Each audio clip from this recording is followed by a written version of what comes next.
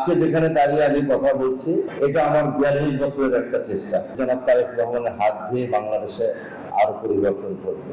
তার কর্মী হিসাবে আমরা তাকে অনুসরণ করে কাজ করার চেষ্টা করি।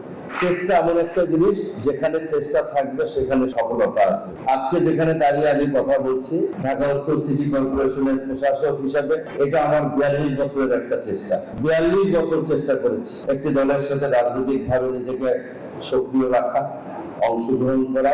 আজকে যিনি বাংলাদেশ সরকারের মাননীয় প্রধানমন্ত্রী, ঢাকা ১৭ আসন যেখানে দাঁড়িয়ে কথা বলছি, এই আসনে উনি এমপি নির্বাচিত হয়েছে।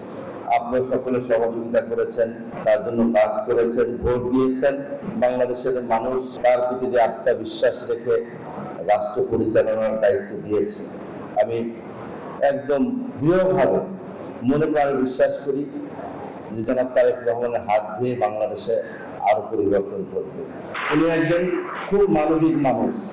ওনার মতো একজন রাষ্ট্রপ্রধান, তার পোশাক আশাক চলাফেরা, এটা আমার কথা নয়, সারা বিশ্ববাসী, বাংলাদেশের প্রতিটি ঘরে ঘরে এই বিষয়গুলোকে সবাই অনুধাবন করে। সেখানে আমরাও তার সহকর্মী এবং তার কর্মী হিসাবে আমরা তাকে অনুসরণ করে কাজ করার চেষ্টা করি। হয়তো ওনার মতো আমরা পারবো না, বাট ওনাকে ফলো করে অনুসরণ করে কিছুটা শিক্ষা নিয়ে আমরা দেশ গড়ার কাজে ওনাকে সহযোগিতা করি।